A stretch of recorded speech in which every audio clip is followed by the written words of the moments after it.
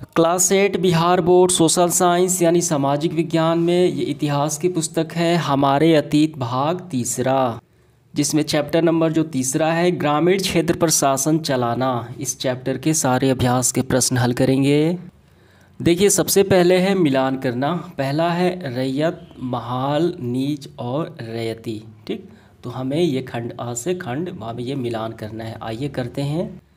देखिए, ब्रिटिश काल में किसानों को बोला जाता था रैयतों। ठीक, किसानों को रैयत यानी रैयत मतलब किसान।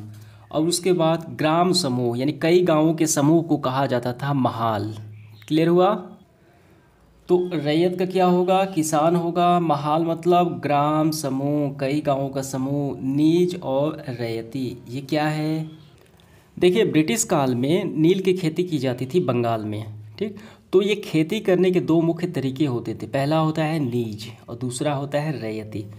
नीज का मतलब देखिए, जैसे कि कहा जाता है निजी ज़मीन यानी खुद का। जब जो बागान के मालिक होते थे वो खुद की ज़मीन पे जब नील की उत्पादन करते थे, खेती करते थे, तो वो नीज हो गया।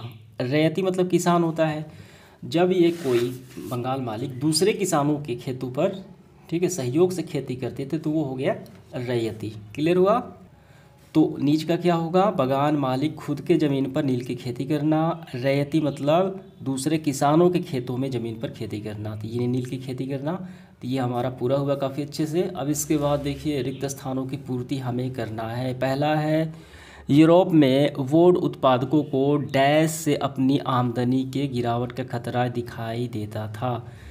जो वुड उत्पादक होते थे, आइए देखते हैं। देखिए, यहाँ पे वुड एक प्रकार का पौधा है, ठीक, जो नीले रंग बनाने में कार्य करता है वुड।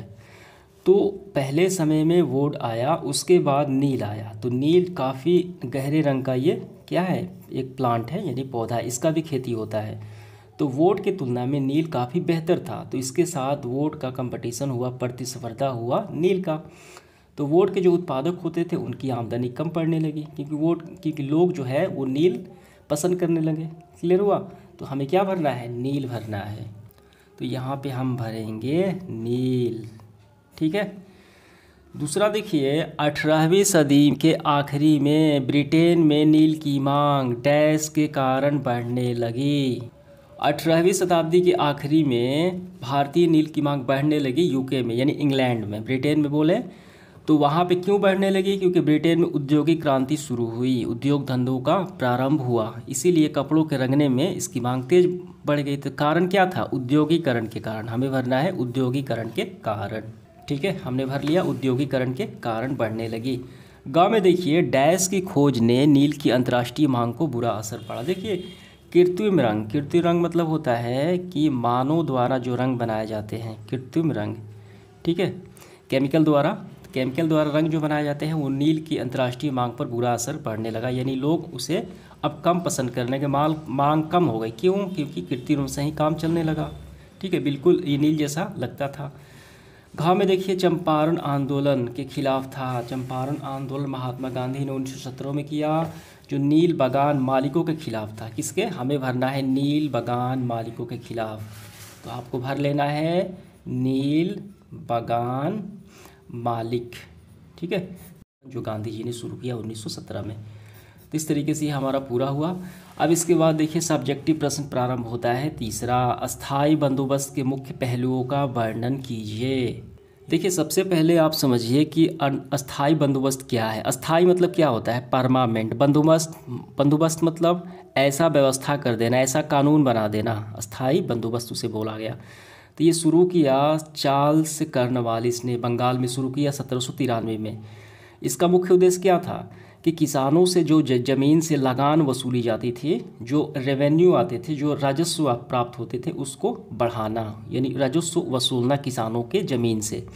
तो उसके लिए उन्होंने क्या किया कि जमींदारों को नियुक्त कर दिया कि जाओ तुम किसानों से रेवेन्यू यानी जो राजस्व होते थे, कर होते थे, उसको इकट्ठा करके मेरे पास लाओ, ताकि मैं अपना खर्चा चला सकूं। यही इसका मुख्य उद्देश्य था। ठीक है, तो 1793 में अस्थाई बंदोबस्त लागू किया गया। तो सबसे पहले आपको आंसर ऐसे करना है, 1793 में चार्ल्स कॉर्नवालिस के द्वारा अस्थाई बंदोबस्त लागू किया गया।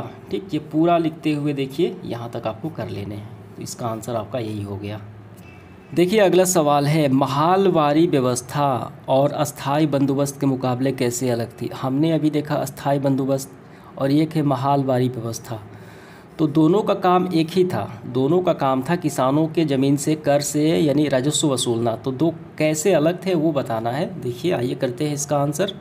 देखिए आंसर निकलने से पहले थोड़ा सा समझ लीजिए। जो अस्थाई बंदोबस्त है ये किसने किया, चार्ल्स कॉर्नवालिस ने किया 1793 में। ठीक, तो इसका जो नियम कानून था वो जो एकदम फिक्स था। ठीक है, यानी जो यहाँ पे देखिए चुकाई जाने वाली जो राशि थी अस्थायी रूप से कर दी गई। इसका मतलब था कि भविष्य में कभी बदलेगा नहीं, ठीक है, ना इजाफा होगा। और अंग्रेज़ों ने जमींदारों को ये नियुक्त कर दिया था अस्थायी बंदोबस्त को, यानी राशि को मांगने के लिए। ठीक है, जमींदारों को लगा दिया था कि तुम किसानों से मांगो। लेकिन महालवारी जो व्यवस्था थी ये बंगाल प्रेसिडेंट के उत्तर पश्चिम प्रांतों में एक अंग्रेज़ था, उसका नाम था होल्ट मैकेजी नामक अंग्रेज़ ने शुरू किया 1822 में। ठीक, और ये जो इसका भी वही काम था। लेकिन इन्होंने क्या किया, जो राजस्व होते थे ठीक वो अस्थायी रूप से तय न करके समय समय पर संशोधन की ये गुंजाइश रखी। ठीक है, और राजस्व इकट्ठा करने के लिए जो है जिम्मा जमींदार के बजाय किसने किया, ये गांव के मुखिया को ये इसने सौंप दिया, ये जो व्यवस्था थी। ठीक है, तो यही हमें अंतर बताना है। तो इसका आंसर हम कैसे करेंगे काफ़ी अच्छे से। देखिए ये काफ़ी महत्वपूर्ण सवाल है, इसका आंसर आपको काफ़ी ध्यान से समझना है। महालवारी व्यवस्था और अस्थायी बंदोबस्त की भिन्नता। महालवारी व्यवस्था बंगाल प्रेसिडेंसी के उत्तर पश्चिम प्रांतों के लिए होल्ट मैकेजी नामक अंग्रेज़ ने 1822 में तैयार एक व्यवस्था थी। ठीक है, जबकि अस्थायी बंदोबस्त व्यवस्था लॉर्ड कॉर्नवालिस के ने 1793 में लागू की।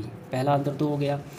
दूसरा अंतर समझिए, महालवाड़ी व्यवस्था में गांवों के एक एक खेत के अनुमानित राजस्व को जोड़कर हर गांव या ग्राम समूह महाल से वसूले ठीक है होने के राजस्व का हिसाब लगाया जाता था। जबकि अस्थायी बंदोबस्त में राजाओं और तालुकातों को जमींदारों के रूप में मान्यता दी गई। उन्हें किसानों से लगान वसूलने के लिए कंपनी के राजस्व चुकाने के लिए जिम्मेवारी सौंपी गई। ठीक, जबकि तीसरा देखिए क्या है, महालवारी व्यवस्था में राजस्व स्थायी रूप से निश्चित नहीं था, जब समय समय पर संशोधित अनिवार्य था, हमने देखा अभी। जबकि अस्थायी बंदोबस्त में राजस्व अस्थायी कर दी गई, संशोधन की कोई प्रावधान नहीं था। चौथा देखिए अंतर, महालवारी में राजस्व वसूलना गाँव के मुखिया को ये दिया गया, जबकि अस्थायी बंदोबस्त में किसे दिया गया, जमींदारों को ये दिया गया।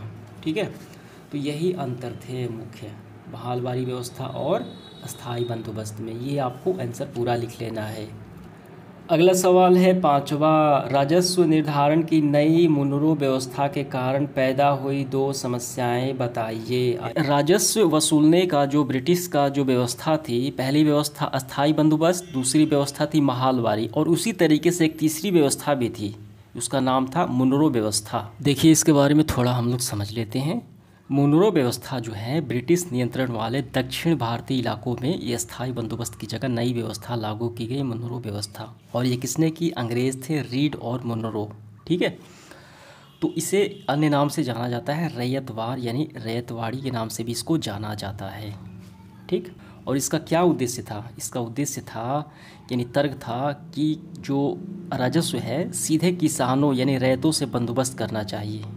ठीक है, यानी उन्हीं से ही बात करना चाहिए, राजस्व लेन देन का संबंधी। ठीक, तो इसकी समस्याएं देखिए क्या उत्पन्न हुई, ये हमें यहाँ से बताना है।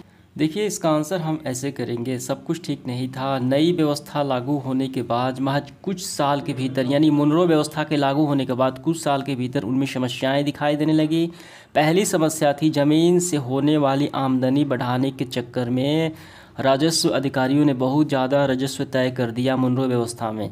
ठीक, तो किसान राजस्व चुका नहीं पा रहे थे, रैयतों यानी किसानों, रैयत मतलब किसानों गाँव से भाग रहे थे। ठीक, और बहुत सारे क्षेत्रों में गांव वीरान हो गए। तो पहली समस्या। और दूसरी समस्या थी कि आशावादी अफसरों से उम्मीद थी कि नई व्यवस्था किसानों को संपन्न उद्यमशील किसान बना देगी, लेकिन ऐसा नहीं हुआ। तो ये दो समस्याएं निकल के आई मुनरो व्यवस्था से, तो यही आपको कर लेने हैं। देखिए अगला सवाल है 6, रैयत किसानों की खेती से क्यों कतरा रहे थे। रैयत मतलब क्या है, किसान है। ठीक, किसान जो है नील की खेती से क्यों कतरा रहे थे, वो करना नहीं चाह रहे थे, वो कारण बताना है। देखिए इसका आंसर आप यहाँ से कर सकते हैं कि नील की खेती में बहुत सारे समस्याएं उत्पन्न हो रही थी। ठीक है, उन्हें नील में जो कीमत मिलती थी वो बहुत कम थी और कर्ज़ों का सिलसिला अभी ख़त्म नहीं हो रहा था, यानी कर्ज में दब जाते थे। ठीक, और भी समस्याएं थी कि किसान अपने सबसे बढ़िया खेत से नील की खेती करते थे, लेकिन खेती से ये परेशानी थी कि उसकी जड़ें बहुत गहरी होती थी और खेती के बाद उनमें अन्य फसल या धान नहीं उगाई जा सकती है। ठीक, तो ये समस्याएं लिख सकते हैं, अन्यथा मैं यहाँ पर स्क्रीनशॉट लगा देता हूँ, वो आप कर सकते हैं। ठीक है, देखिए 7वां है, किन परिस्थितियों में बंगाल में नील का उत्पादन धाराशाही हो गया, यानी ख़त्म हो गया। तो बंगाल में नील का विद्रोह, नील जो खेती है वो नील विद्रोह के बाद समाप्त हो गया। तो पहले आपको यहाँ से करना है लिखना, मार्च 1859 में बंगाल में हजारों रैयतों मतलब किसानों ने नील की खेती से इनकार कर दिया। जैसे जैसे विद्रोह फैला, रैयतों ने बंगाल मालिकों को लगान चुकाने से भी इनकार कर दिया। वे तलवार, भाले, तीर कमान लेकर नील की फैक्ट्री पर हमला करने लगे। औरतें भी बर्तन लेकर लड़ाई में कूद पड़ी। बंगाल मालिकों के लिए काम करने वालों का सामाजिक बहिष्कार कर दिया। ठीक, और बंगाल मालिकों के तरफ से लगान वसूलने के लिए आने वाला गुशामता एजेंटों की पिटाई भी कर दी गई। ठीक है, तो उन्होंने रैयतों ने यानी किसानों ये कसम खा ली कि नील की खेती नहीं करेंगे, वे नील की खेती का कर्जा लेंगे और ना ही बंगाल मालिकों के लाठियों और ना ही बंगाल मालिकों के लाठियालों और लाठीधारियों गुंडों से डरेंगे। ठीक है, तो इसके बाद थोड़े से आपको और पढ़ा लेना है। इस बगावत से परेशान होकर बंगाल मालिकों को रक्षा के लिए सेना बुलानी पड़ी और इस बगावत के बाद बंगाल में नील का उत्पादन धाराशाही हो गया, यानी ख़त्म हो गया। क्लियर हुआ? तो इस तरीके से आपको यहाँ तक कर लेना है। देखिए और दूसरा जो कारण था कृत्रिम रंगों के आने से, कारखानों द्वारा जो नील जैसे रंग बनाए जाते थे कारखानों में रसायनों द्वारा, तो उसके आने से भी ये ख़त्म हो गया। अब देखते हैं लॉन्ग क्वेश्चन 8 और 9। 8वां है चंपारण आंदोलन और उनमें महात्मा गांधी की भूमिका के बारे में जानकारी, हमें जानकारी इकट्ठा करना है। देखिए यहाँ पे महात्मा गांधी ने दक्षिण अफ्रीका से लौटे तो बिहार के किसान ने चंपारण आकर नील के किसानों को दुर्दशा को देखने का न्योता दिया। तो 1917 में महात्मा गांधी यह दौरा नील बागानों के मालिकों के खिलाफ चंपारण आंदोलन से शुरू किया। तो इसके बारे में मैं यहाँ पे लगा देता हूँ, वही आपको कर लेने हैं काफ़ी अच्छे से। देखिए 9 नंबर सवाल है, भारत के शुरुआती चाय और कॉफ़ी बागानों का इतिहास देखें। ध्यान दें कि इन बागानों में काम करने वाले मज़दूरों और नील बागानों में काम करने वाले मज़दूरों के जीवन में क्या समानताएं और क्या फ़र्क है। तो नील बागानों में जो काम करने वाले मज़दूर होते थे उनका शोषण होता था। ठीक है, उन्हें कम लागत पे नील उत्पादन करने को विवश किया जाता था ब्रिटिश के द्वारा, इसीलिए ये सब नील विद्रोह करना पड़ा उन लोगों को। ठीक है, बंगाल में। तो इसका भी मैं आंसर यहाँ पे लगा देता हूँ, उससे आपको कर लेना है पूरा। इस तरीके से हमारा सेशन समाप्त हुआ। धन्यवाद।